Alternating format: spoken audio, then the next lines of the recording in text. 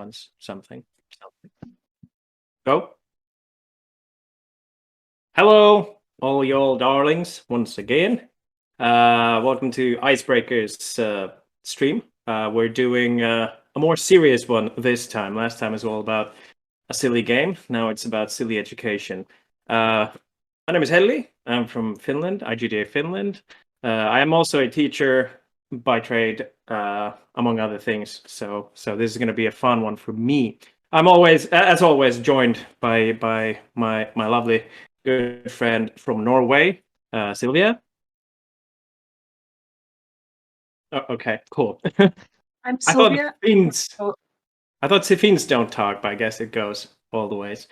And we don't have Kim, unfortunately, here today because he had a little accident. He hit his head, but he's being checked upon now. And by our latest info, he's still at least conscious and okay. So, you know, fingers crossed for Sweden. Not something you hear often from the mouth of a Finn. But we're, of course, joined here by some wonderful people who know more about things than we do.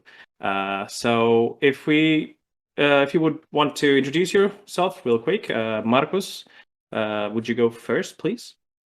Well, yes, I'm Marcus. I'm a game design and programming and development teacher from Norway. I've been teaching, this is my 9th year teaching game design and all the jazz around it. I've been interested in games since, well, forever, since 1995 when I played Warcraft 2. And it's just been games all the rest of the time, and now I teach it and I make it on the sides. Sounds good. Also, I gotta say, I'm a game design teacher. I have the same hairstyle as you, but obviously I haven't been doing it 9 years. You can see it in the beard. You only get that when you teach long enough. Wonderful. Yeah. So that's Marcus from Norway. Then we have Joel. Yes. With the dog. With the dog. The dog is the star of the show. But my name is Joel. I'm from Sweden. Working at Future Games as a teacher currently. So after about 10 years in the industry, starting at Paradox, did something for Arrowhead and some other studios like Fat Shark and a lot of indie games and 600 million bad mobile games. I'm here as a teacher.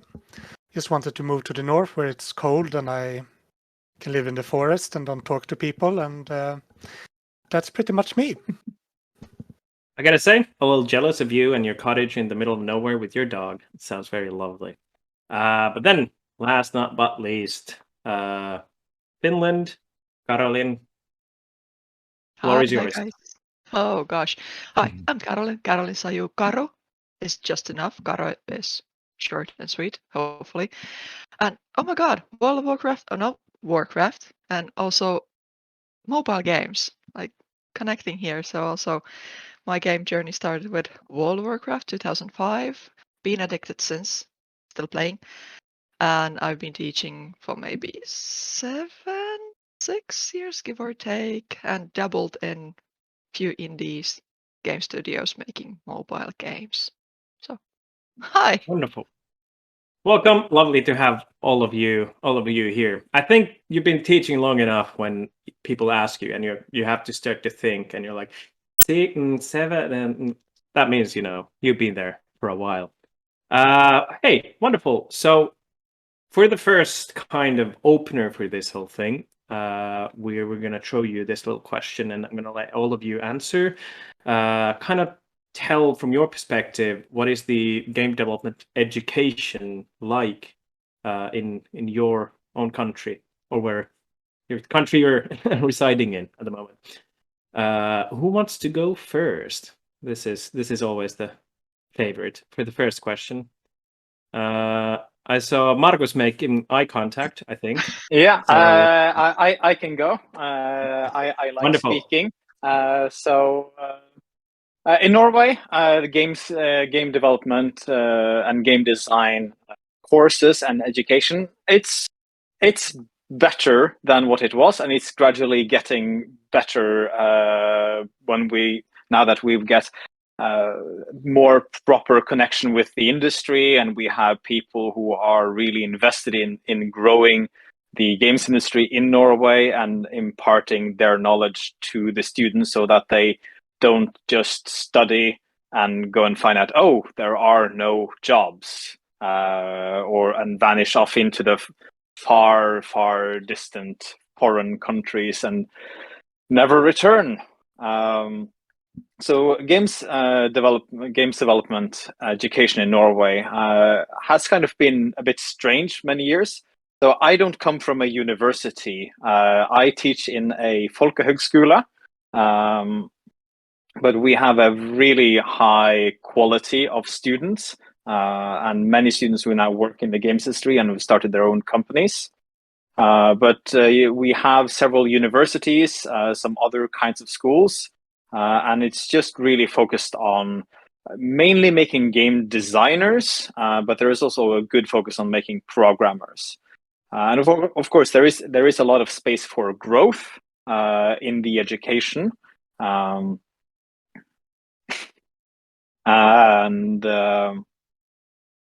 We really strive to have a good connection, because that's kind of our thing in Norway, that everybody knows each other, and we want to lift up the students to the industry by having a good connection between schools and developers. It's relatively easy to get developers to come visit schools, because the developers do have time. Of course, they're getting more successful now, so they don't have as much time as before. But education, it's growing. When I started in 2014, I think there was one folkehøgskole line and two universities that had game design two or three universities that had game design courses. In total in Norway now, we have across all schools, I think we have over 10, 12, 13 possible schools you could go to learn game development of varying degrees of complexity. But it's good, and it's getting better. That was a very thorough, very good answer. Thank you, and also very nice to hear that it's been steadily climbing. Well, Karo, either of you want to go? You have to pick one. Okay, I'm gonna. Well, you spoke first, so you go. Oh no, gosh darn it. It was a trap. Well, Exactly. Yeah, exactly. Well, when it comes to like education in Sweden, I think Sweden have been quite successful and quite early compared to a lot of Europe. No thanks to me, since I only been in this in 2 years, but we started quite early, and we have like game dev schools for every level, pretty much, even like gymnasium level and so on. I work for like a vocational school, like a higher vocational school, which is like 2 years of education and half a year internship at a company. We have great contact with all like AA to AAA industry, which is quite useful, because we send our students there to train for half a year, and that's pretty much why we're successful, I think. But of course, we have universities, we have folkhögskola, we have something called Convux, which is some kind of mix, I guess. We have a lot of schools, like every part of Sweden have a game dev school and a higher education. So I think we're just producing a lot of game devs here now, and we still need more, which is a luxury problem that did not exist when I started in game dev. But nowadays I think we have to import like 4,000 people to just cover the roles in Sweden. So luxury problem to have, but a very nice one. 4,000 people. That's Wow. the size of the Finnish game industry. So Yeah, we have around Not bad. 900 studios in Sweden now, so it's fair. Yeah. 200. That's a God bit damn it, we'll lose. from the Norwegian one where we have 60. It was only Funcom. Ouch! Oh. Bashing Yes, starts already. Yes. Shade has yeah, grown. Sweden is going hard tonight. I can Yes, tell. I yes, can tell. yes. Yeah, Karo, please. I think we are landing like in a sweet spot in the middle. if I recall correctly, we do have game developer studies for pretty much all the levels at the moment, but they are pretty like spread across the country. So if you want a good master's, you have to go somewhere else, and if you want a good vocational, like second or first level, then maybe like you'll have to go to Porjo-Respo or Kajaani or places like that. And yeah, I'm slightly envious of Sweden at this moment because I teach at a vocational school, and we also have the 2 years of study and 1 year of or half a year, depending of internship. And our like biggest downfall hard is finding internship spots for the young ones to actually get some experience and get into the workforce. That's like the biggest problem. The pandemic made it impossible. Yeah. Yeah, but yeah, I think, and also we have few. I would dare to say few pretty decent master's degrees, especially in game design, but also in game art. I don't. The only thing I would maybe add is that because we are a very Finland in general is a fairly how would you say nerdy bunch of people. So we do a lot of programming. Yes. Did you guys all freeze? Did my internet die? Jesus Christ. No, everyone's It just looks like my focused internet so died. much. Bloody We're hell. super focused. Yeah. Damn it. So So- this actually goes over to an. Oh, sorry, if I may. Oh, Yes. did Yeah, Did it's I actually fall out? Did my? Yeah. Really interesting question that I'd like to bring up next, which is, you mentioned the whole internship thing, and that was a question we wanted to bring up with how does your school or the education system in your country collaborate with the studios themselves or maybe organizations that help students further their career? How does it work in your country? If we could start with Marcus. I know that there are several game companies that do internships in Norway, and there are usually a good percentage of the students who do internships who actually get a job in those companies. And these internships are organized usually through the education. So I think we're doing relatively well. The only problem is that we don't have enough internship space, because it's very it's demanding for a business to have internships, and Norway's game companies might not have the needed size to accommodate interns yet, at least. One intern might be fine for many game companies, but more than one at a time, I think is difficult for per today. But collaboration is happening, and I think in some cases it's really up to the students to go and hunt for these internships. Now, I can't speak for those other schools, but I have previous students going on those track records, so I hear through the grapevine that in some cases, in some schools, they have to go and find these internships themselves, which is not the best. Of course, it would be the best if all schools facilitated this and had a good communication. But it's getting there. We don't really do internships because we're just a folkhögskole. We do one intense year of game development education. So the students, if they're good, they're ready. But many of them require further education.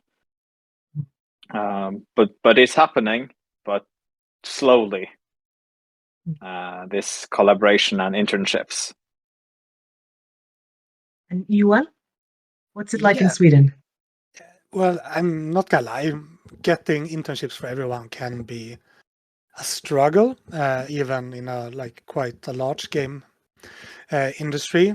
I think we have quite a good success with it, but it's up for the students to hunt for it themselves. And this is just for vocational schools, because those are the ones who have the internships. University doesn't in general. So what we do is when we start an education as a vocational school, we have companies in our steering group that has to promise is a strong word, but they say we can take on this many students for the upcoming 3 years, and if that number is high enough, then we are allowed by the government to start our school. So it's we can't just start a school if there's no need for the education or the work spots, so to say. And I think that's how they solved it. So, but yeah, I think we are like 90% last I heard getting internships, and that's pretty good. But it's of course it's still a struggle. So it's you have to hunt to the last date. But since companies have been doing this for a lot of years, they tend to have people just working with getting interns. Like it can be a position in a large Swedish game company. So That's Cool. useful to have. Yeah. I think Marcus mentioned earlier, Norway, the games industry here, the companies are relatively small in comparison to the Swedish industry. So I don't think they have somebody to fill that role other than maybe at Funcom, as you mentioned. it's like massive for us or interesting because they want only like previously vetted students from us. They want a list from us of recommendations, while most of other companies just want students to apply themselves. So it's a bit mixer that works as well. And it's not that fun as a teacher to play favorites, like, oh, you should take that one, not that one, and so on. But that's pretty much how it works for vocational school, which I can speak for. University, mostly people tend to do apply for jobs or apprenticeship after the education finish. That's how I got into the game industry, because I went to university. When I finished, it was like, oh, I'm supposed to enter the work market now. How do I do that? Oh, internships, and that's worked out for me at least. So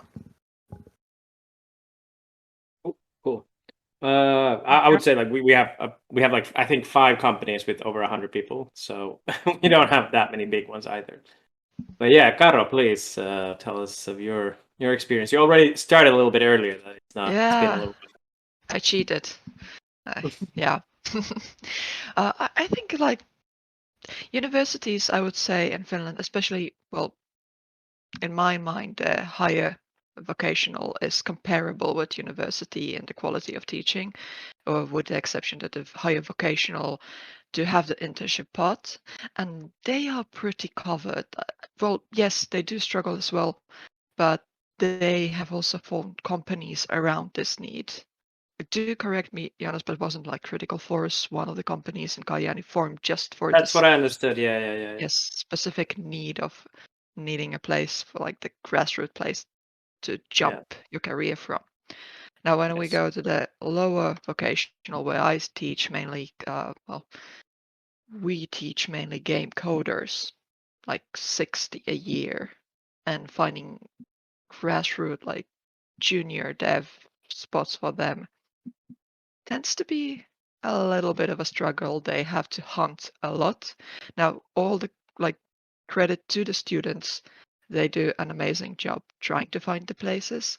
Also, credit goes to the school. We have like complete branches, like a Futura, like those kind of in-school facilities to help that hunt.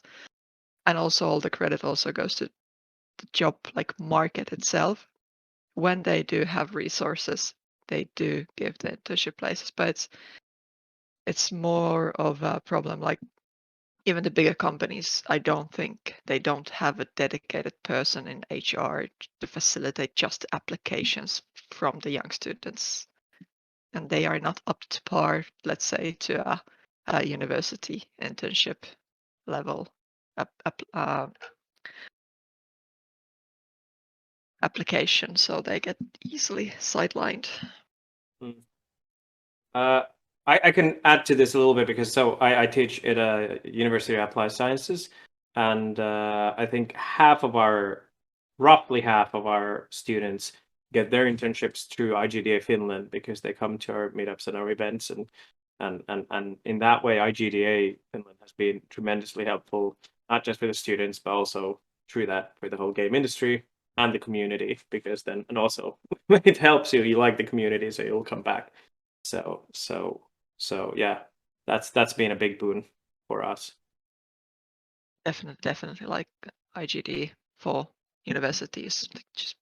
I think that's where I started as well. Like in the middle of university, IGD meetup, first place, and then game shop, and but for students that are starting like from 14, 15, 16, goes a little bit difficult. With the K18. Yeah, that's true. Age does make it a little difficult. Can I do a kind of follow up to this out of interest? So when I was cutting out, I was trying to say that we have a very, from my point of view, like what I've seen, it's a fairly high bias on programmers. We have some art and we have design. We have, I think art is the second biggest, and then some design, but that's kind of smaller. But programming is the main thing. How many people do your schools, or from your perspective, like your country, education, lose people to non-gaming companies? That's a good question. Marcus, do you have any thoughts?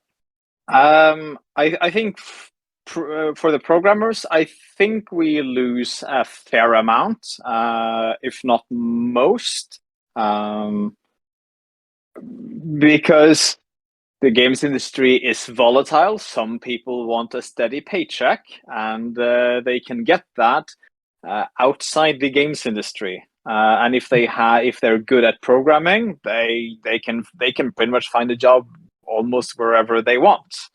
And so then games becomes a passionate thing. But I think we do lose a fair amount. Of course, in Norway, we also educate a lot of designers. I'm not really sure where they are supposed to go other than games, but they go somewhere. It's actually, if I may just cut in, is a comment that I've heard a lot from the Norwegian games industry itself, not the students, is that they actually are lacking in like specialized students, or students that have specialized in something particularly, and that there are too many design students. So it was just a little comment on your comment, because I think it's very true. There are a lot of design students from Norway. Yes, we have what we call potatoes. We have too many potatoes in Norway, and it's very nice to have potatoes that you can use for everything. But at a certain point, Norway, I've talked to other game developing teachers about this, and we are aware that we kind of need to move design towards something more specialized, because, as you say, there isn't really a road in Norway's game education to become a specialized designer. You kind of become, well, a potato. That's kind of what Norway educates you to become potatoes, at least in game design. In programming, it's more, of course, specialized, but we have a lot of design potatoes. I can't wait to start calling my students potatoes. Mash them and boil them. It's perfect. Yeah. Stick him in a stew. Oh no. Yes. Yeah, exactly. There you go. Yeah. Sweden, Finland. Kara, do you want to go? Or Joel? Ooh. You started, Joel. Please Yeah. do. Yeah, sure. Sorry for interrupting. But yeah, I can go. Because I think we actually have most artists and then programmers. In fact, we have a severe lack of programmers. So if any programmers want to come and program, you can pretty much show up and get instantly hired. I think you don't really need to be able to program. You can be a potato steal our students. Unity, and you instantly get hired. So for us, it's like, I don't know why, but I guess because we're all dark and moody in Sweden, we do a lot of artisty things. And so we have, I think it's about 26% is artists, 21 programmers, 20% designers, and then the rest. So, but we are, I think our education is getting more specialized, because we have level designers, we have QA, we have UX designers for games, we have project management for games, educations, and so on and so forth. So we have maybe too many potatoes as well, if that's what we're calling game designers now. Because it's, as you say, it's usually not an introduction role that maybe the level designer is something more specific, or UX designer, but It's mainly those that we have to hunt a little bit more for internships for. Artists and programmers tend to just work out. So, and the rest is always a need for them as well. So, All right. Cool. Interesting. I didn't realize you're having a lack of programmers. I can tell my students to get out of here, go to Sweden if it's not good enough. yeah. If you have anyone who can teach, I hire 2 instantly. No, we're looking for the same. So yeah. Karo, please. Yeah, I'm rolling through my head. So yes, we lose a lot of coders to the wider industry. Like, yes, you can do C#, but then you learn React and Redux, and off you go, or Node, and off to the banking world with you, never to be seen again, with a really good paycheck. I would say that I don't actually, rolling through my head through all the schools I recall at this moment, I don't think we have like purely just game design lines. Yes, Yeah. we have like coding lines or art lines or product management, business side lines, and they incorporate the design in there. So every coder, in theory, knows a little bit of game design. But purely to go just into game design, I don't see Yeah, me that path. neither. Yeah. So Well, it's a errate from fascinating that. difference between Nordics. Then Yeah. we all have our specialties. Yeah, I realized I didn't really answer the questions because we lose programmers to the other industry as well, and that's why. So I thought you mentioned. I thought you mentioned programmers. You're having a lack of them, and that you lose some of them. But yeah. Really quick question about this. I think was do your schools allow students to do internships as their own projects / studios? Like, yeah. Marcos, you wanna once again? Or Karo, you started. Trap. Yes. Actually, in our particular school, well, it's called the business college. The whole point is business, so they actually have 1 year as a yrittäjä. What's the word? Entrepreneur. Something like that. So around that, they can establish their own little like firm and get it rolling, do the internships, and then learn how to also kill the firm in a controlled fall. It's an important skill. So yeah, fair enough. Actually, you learn so much from that. I really believe that. And having it in a safe environment where, learning how to fail. Yeah. I think there's a lot of wisdom in learning in that. And like you said, school is the best place because it's safe to fail, and you can actually go through it and get some tips, and it's okay. You're not gonna make people lose their jobs and livelihoods. So that's a bonus. But yeah, so if Karo started this time, how about we go down and Joel, you go first or second? Yeah, I'm gonna send it to Marcus while I think on the answer. Okay. Yeah. Okay. That is no problem because we actually do kind of a entrepreneurship at my school as well, which we've been doing for as long as I've been working here. And I know some other schools do other comparative things, but we have the best offer because it's free. So our students get an office and they get to live on campus for free and make their game and their game company. And we help them with guidance and mentorship.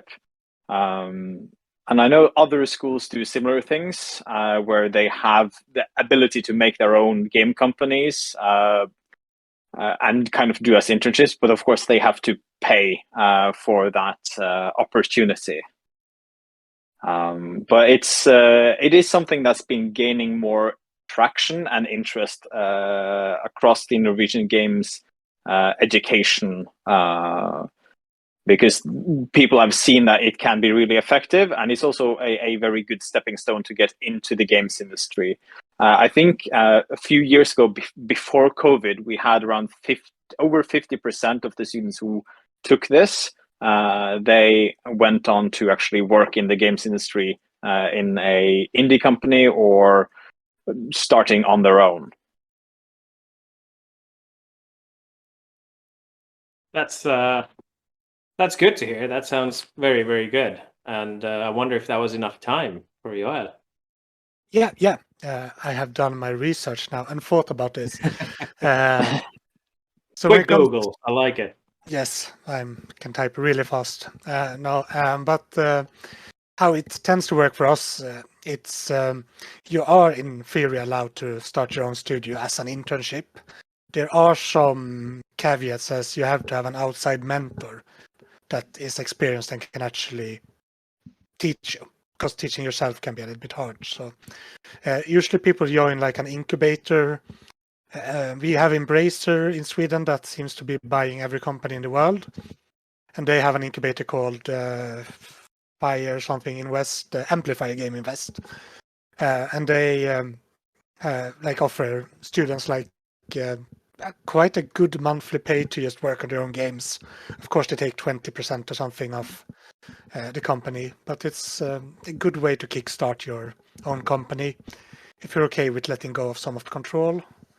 Things like that. I know that the University of Skövde, like middle in Sweden somewhere, they have a really, really great student to company ratio, because they help them with a lot. They have something called, I think, Kucha Science Park or something like that, which for like 10, 15 years have helped companies start. So like Coffee Stain is like students that wanted to make games, then they made a meme game called Goat Simulator. Now they print money. And that's because of the high school connections. So yeah. So incubators more than actually getting help from us as a school, I guess is the answer. So like, okay, that makes sense. That sounds pretty good. And I mean, it's obviously proven to work. So that's a bonus. So I guess we could also, if we're talking about this sort of internship / starting your own company to do your internship, and then kind of focusing on the students. What would you say about the amount of interaction that the students get with the general industry in your experience, like mentoring, networking, events, and sort of just everything? So I'm going to throw Marcos under the bus once again. Yeah, that's fine. So what was the beginning of your question? I missed that part. How much interaction do the students get with the general industry in different kind of ways? Like it can be mentoring or networking or events or blah, blah, blah, whatever. Well, something yes. that we didn't even think of. We do have, depending on where you are in the country, we do have a lot of events. A lot of them are just like relaxing developer beers, showcases for games, quizzes. There is a lot of low key and low bar events where it's possible for students to partake and meet developers in a relaxed setting and have conversations without stressing too much about anything really. We do also have a few very good things. We have Console, which is of course, the fantastic Norwegian Game Developers Conference, which everyone should go to. That's right. I've heard. Everyone. Yes. Sorry, it's my event, so that's why we're. Yeah. And that is a great place for the really engaged student to partake and have the opportunity to also talk to game developers, not just from Norway, but from all over the world who come to visit in a relaxed but professional setting. And I know that some students actually arranged what they called the Baby Developer Conference in Oslo this year in June, which was a conference just for not babies, but young game developers and students to partake and kind of create a social network and grow their connection to the industry. But there is also, I know that in several of the universities, they have a good connection with the companies and have people from those companies in to do talks. And Norwegian game developers are also rather friendly, so friendly that there still is an opportunity for students to be able to come and visit the offices. Of course, depends on the workload and the secretiveness of the current work, but it's still a possibility. And I've tried to get that with other countries, take the students to visit. It's not really possible in the really big companies because they're always doing something secret. But in Norway, it's still possible, and I think the Norwegian game industry is doing quite a relatively good job of keeping up the connection, and the teachers are also there to reinforce that connection. So I think Norway is doing a pretty good job of keeping a good connection in general between education and industry. Of course, it could be better, but that's what we're striving for, to be better every year. That sounds actually pretty cool, and Yeah. sounds like you amazing. take care of your baby potatoes really well. Yes. So, Joel, you wanna? Yeah, of course. Hello. First, I want to say I want a VIP ticket to the Norwegian Game Conf. So for my dog. I'm not sure it me. can be arranged. After we'll talk about it afterwards. But for us, we have the Swedish Game Conference, which is quite a big event, which is very lovely for students. In fact, I think maybe for like vocational school, our students have too much contact with industry. And I don't mean this as a humble brag, because they get very spoiled when it comes to this. So they like, right now, my students, they have two guest teachers. It's Erik Ottman, that's used to be a head of UX at DICE, and now work at Fall Damage, and Venali that works at Ubisoft in Germany. And they're like, yeah, whatever. I guess we show up to some of the lectures. Guess we meet some cooler people next time. So it's like Wow. really annoying in that way.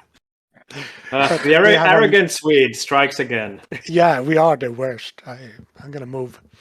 Svalbard here I come. But we have a lot of opportunities, which is lovely. And I work in the school in the north, which shouldn't be spoiled because we have the fewest company per capita in the north.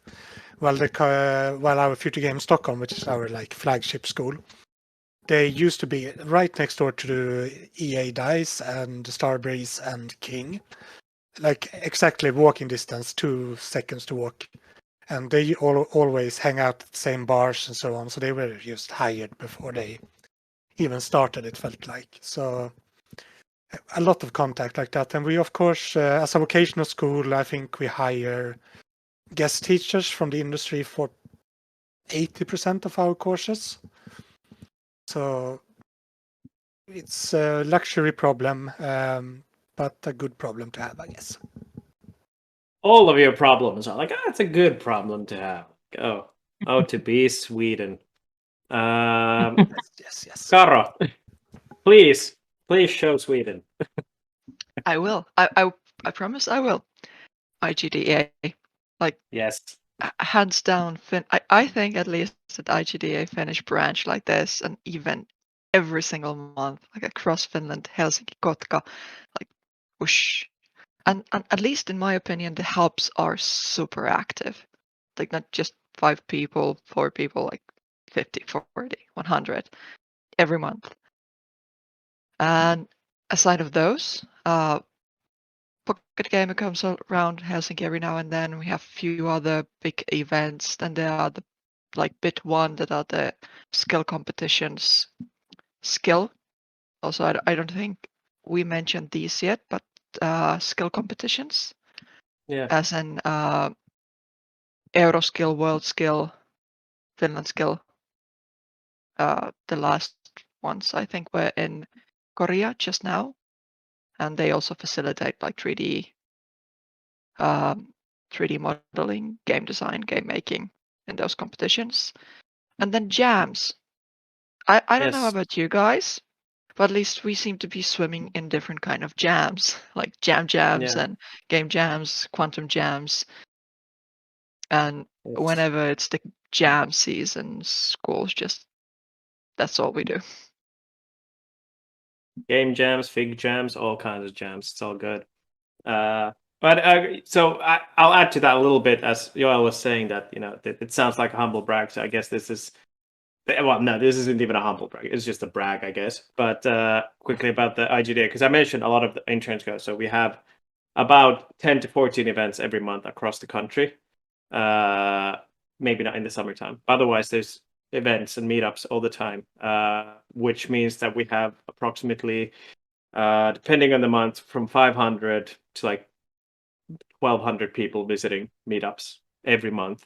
The biggest meetups are from 300 to 600, and then the other ones are, like Kara mentioned, from 30 to 50 to 100. So they're quite big, and we're very active. I think that's our biggest kind of tool and weapon. Thanks. That's So cool. Is it open for us in Sweden as well? Can we come and join your jams? Yes. yes, you can join our IGDAs, our jams. You can come watch us teach. You can do everything. You're always welcome. Nothing but love here. Speaking of jams, I'm just gonna drop it here. We started a new jam. It was I think with Skunkworks and some other like small indie firms. The Finnish college jam, and we are planning on. It's been on for 2 years now, 3 running, and we want to expand to the Nordics. Please join us. We have a lot of game coders who need artists and potatoes. Please. Well, you Yes. know, that was one of our upcoming questions is about actually about no. It's a perfect segue into one of our next upcoming questions, which is about collaborations between the Nordics. Do you guys know of any collaboration between the education systems in the Nordics? And if you do, if you don't, can we start one this evening? I mean, since we're all here. Yes, please. But I actually know of one. Because we're in talks with the university in Finland, Jakobstad. Oh, yeah. Jakobstad, yeah. Yeah, that we can send our students after they get their vocational education. We can send them there for 1 year, and they can upgrade to a bachelor degree. So they get 2 kinds of degrees in 3 years, which is really nice. And they also come to I us. didn't even know that. Yeah, no, it's a new thing that's in the works. It's pretty cool. They have also been interested in buying some of our lectures and so on that we have pre-recorded. So we have this massive video library of all lectures from 10 years of game deving, pretty much. So hopefully that is something that we can work more on. But I really want to work more with, especially since I'm in the north of Sweden. I'm closer to Finland than Stockholm. So I rather come visit you people. And of course, I tend to drive to Norway sometimes, sit down and think about how I wish I could afford a pizza in this country and then drive back home crying.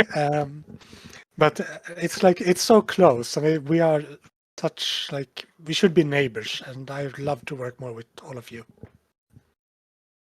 This is very sweet, and also like this Finnish Swedish. I didn't even know about this. This was like news to me. That's really cool.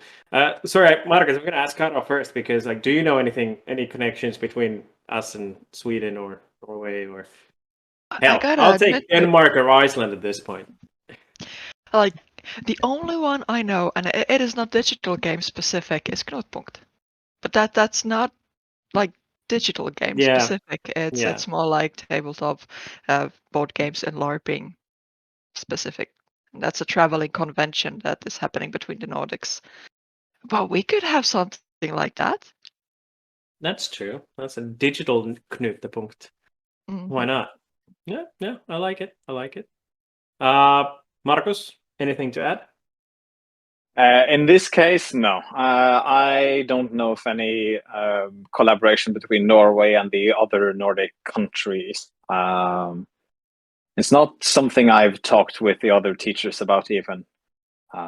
But I would love to do some, and I think probably the other teachers and educational institutes would be interested in this. In fact, we're inside Norway. We're kind of doing the same thing with a vocational study that can go and take their bachelor's. So maybe I'll mention for them that, hey, maybe you could send some students to Finland for a bachelor's. For sure, for sure. I will also say, if you come here for masters, I think you can. No, wait, is it the wrong city? In one of the cities, you get a sword when you get your masters. So that's a bonus. Tampere? Top hat and a sword. Yes. So it's not a great sword, but it's a sword. So Game dev with a sword. Come on. that is true. It's a sword plus 2 int. So. But yeah. Were you saying something? So can I change the subject a little? Yeah, sorry. I think my internet is a little bit slow. Can you hear me okay right now? Yes. Yeah. All right. I'm going to change the subject just a little bit because this is a passion project. So I work on Console, as we mentioned earlier, which is a game developers conference. And I have to go through the list of our participants every year of a lot of names to make name tags and all these things. And one thing I've noticed is I've looked at a lot of the schools because we put them in groups of students, or at least as I can tell from the names, at least names that are traditionally female names. And so I was wondering if I could ask, in your opinion, do you feel that there has been an increase in female students in your schools? And do you feel that they are maybe, do you manage to retain them in the industry? Because that's something that we would love to work towards increasing in our industry in Norway. Marcus? Yeah. So I think I personally have I have noticed, but I've also kind of not noticed, because I used to have a very generic game design line, and I got a lot of artists. And eventually we started up the first game art line in Folkehøgskole in Norway in 2016. And that got filled up by mainly women. And then my class has been mainly men since. And since I started, I've had in general between 2 and 4 women in my class every year, which isn't that much when you think about that the around 14 to 16 men or boys in this class. So it's a very low percentage. I think the numbers have increased in university somewhat, at least. But it's still very male dominated, and especially in some cities, at least the game development scene is more male dominant. I think we're quite good in Norway. We have several top leaders being women in Norway in game companies, which is a fantastic thing. And we do. It's really a very nice thing for young girls and young women to see, to be able to see themselves in the future and have something to inspire to. But it hasn't increased as much as I hoped, but it's still, I think now that everyone is a nerd, all the kids now have a relationship to gaming. I think the numbers have increased, and they're just going to increase gradually over time. But I think it's also a problem of marketing, because I've seen this towards programming and tech as a critique, is that all of the marketing for the education has been made for boys and men in mind when they made this marketing. So it's not really. There's probably a lot more we could do on the marketing side to show that, hey, this is a real possibility you could do and make really cool games, and not just We don't want to fill up our offices with just boys. We want a diversity. But slowly it's increasing. But a bit too That's slow. very interesting, like that you went to the marketing, because, and I guess that's why Norway is rich, because we never think about marketing in Finland. We're really bad at it. So I mean, that and oil, but but like it was a very interesting point, and I think it's kind of true. Now that I kind of started about Finland, Garo, do you want to continue, or? I would love to. This also is a passion topic for me. And yes, when I taught in a different school aimed at adults, they only did like 1 year. It was 50-50, and that also was for just game design. But when I switched to working at a school that focuses on game programming, we fill 4 classes, so that's about 120 students a year, and from those, maybe 3 are either female or non-binary, which is way too little. And also the retention for them, they tend to leave, and they will leave not because they would not be interested in coding, but because sticking in a class of 30 people where you're the only non-binary or female presenting person for 3 years is daunting. Our school is doing a lot to mitigate that. We have classes like groups and clubs and stuff like that for just non-binary and female students or femme presenting. And as of my understanding, also the Finnish game industry is waking up to this. I think Next Games had this project of 30, or it's called the 30%, where they aim to have 30% of their workforce female or non-binary by 2030. Like 3030. That was the. I can say some numbers about that. So Yeah. the last study that was done before pandemic, and now they're doing the next one, but it's not public yet. So the last number I remember was 24% of the Finnish game industry is women. So we have actually more foreign people who have moved to Finland to work in the game industry than we have women in the game industry. So yeah, they're pushing that. Interesting enough, at least where I teach. So I don't know if it's because they're a little bit older, but that's usually about 15-ish%, 20% of the class is that the female male ratio is that. I mean, it's still not a lot, but it's better than 3 in 120. So I was usually not happy about it, but now I'm a little happy that it could be worse, I suppose. But I would like to sneak in that we have, at least in my opinion, and it seems to be increasing thanks to a lot of initiative in the coding industry as a whole in Finland. Yes. That we seem to be having more female and femme presenting and non-binary seniors on the field than we used to have, and I hope it keeps on growing. I would maybe tack on that with diversity in general. We've gotten a lot of all kinds of people who are starting to teach and being lead positions. So yeah, that's actually a really, really good point. And there's a lot of initiatives like Hive and there's the Next Games one, and that really pushes it forward. Because for a long time, a lot of them look like me, and the majority still looks like me, but at least now it's not as massive of a majority anymore. But yeah, good info. Joel? Yeah, it's kind of the same. I think in Sweden it's like 23% of everyone working in the game dev identify as female or no female, and then less like 2% non-binary and so on and so forth, and a whole lot of men. So it's kind of the same. When it comes to my class, it's interesting enough.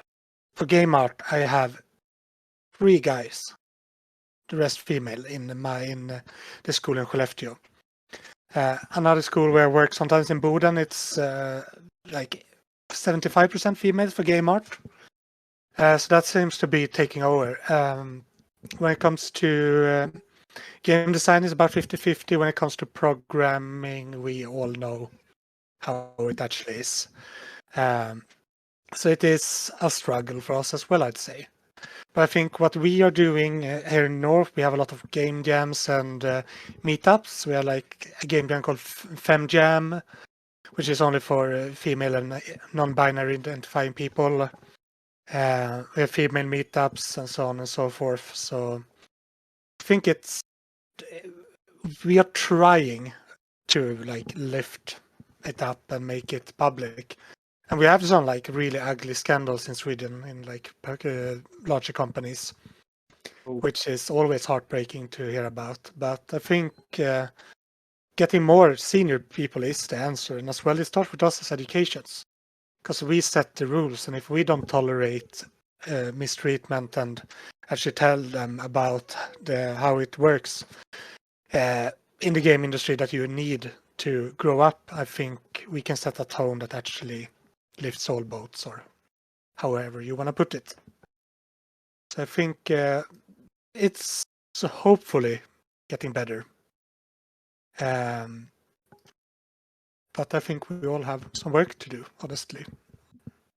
Yes, yes. That's good. I like that you're leaving it off. I'd like to add, like, that was also a good point, Joel, about the kind of what.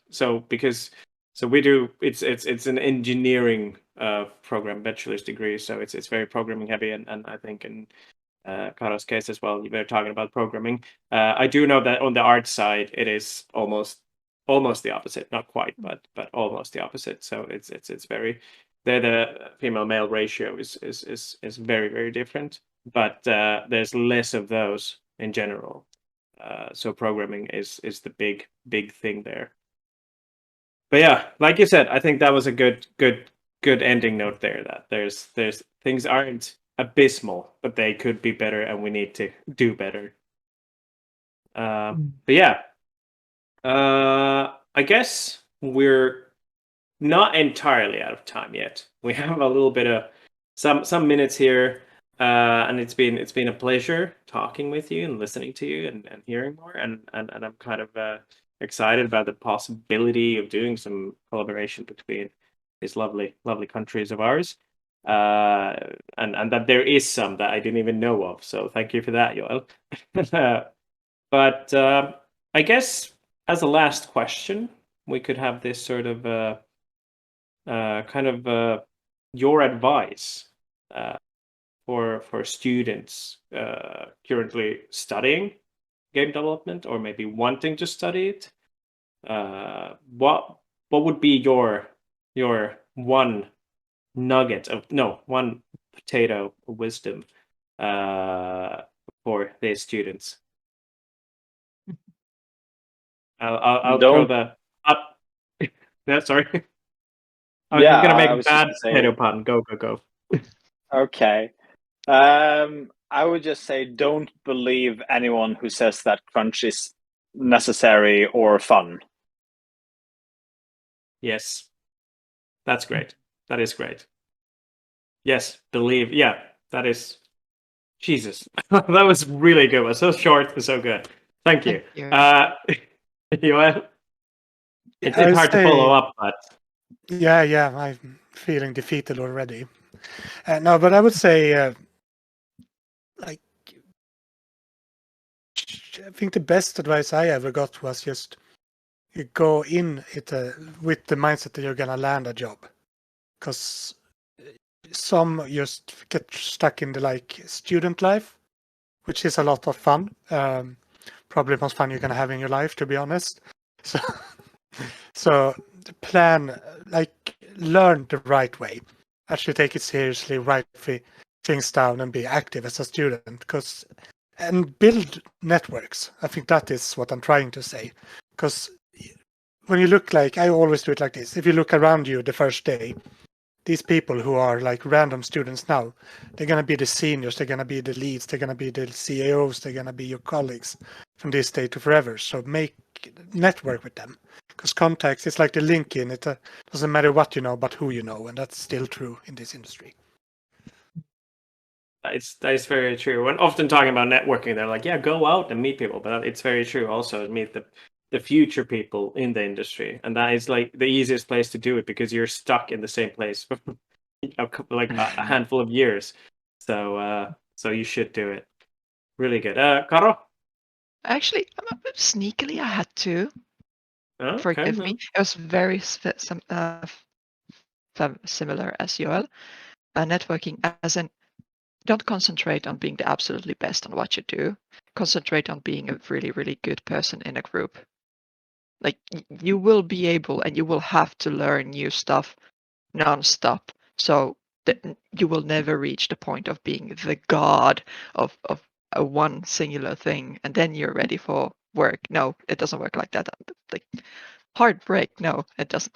It just doesn't. Concentrate on getting into a group of people who make games, either through hobbies or indie, and then you might break from there. And the second one is code is not that hard, and art is not that easy. You're not. That Yeah, is you're not so wrong. true. Yeah. Well put. Well put. I have to say, I really like that as well. Just also like make games. Just make games. Go to events. Go to jams. Go just like get friends together. Make games. Make games on your own. That's what it is. One of the best ways to learn, especially jams where you have to in a very set amount of time to come up, get that theme, come up with an idea, execute it, publish it, and probably cut a lot of stuff out of it. And it'll hurt, but you'll learn. So yeah, actually, wonderful advice. I wish I heard when I was studying. So yeah, thank you for that. That was really really good stuff. I think we're running out of time now, so I will thank you to everybody who's been watching, all you lovely darlings out there. Thanks Sylvia for being here once again with me, keeping that Nordic dream alive. Thank you to Viv, our producer, who is behind the camera, doing very important work. Wouldn't be here without her. And then, of course, our wonderful guests. If you want to mention any places where people can follow you or see your work or whatever you want to bring out, you can. If there's a Kickstarter you want to talk about, like whatever, this is your moment to shine. You can throw whatever into the ether that is known as the internet. So please, Marcos. Well, you can find me pretty much on every social media now that Twitter is collapsing under the name of @GameDevTeacher. That's a good name. I'm surprised you got it. That was nice. I also have the domain because nobody bought that for some reason. Okay, all right.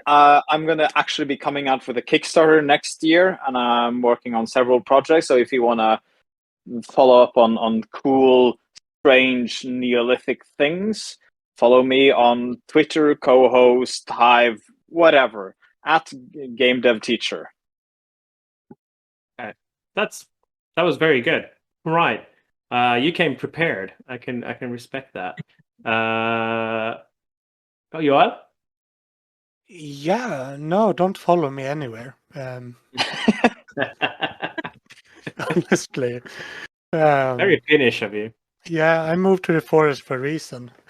I just want to shout out to my amazing students, futuregames.se and itch.io/futuregames, and download their games or Future Games at Steam, because they are making some cool things and we are stealing their games and publishing it.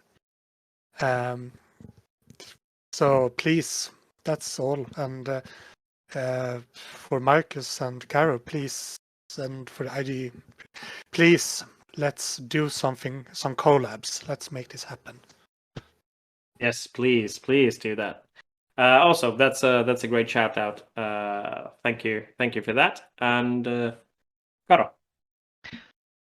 My handles are dead because of the pandemic, so I will be siding with Joel here. Don't. It's weird.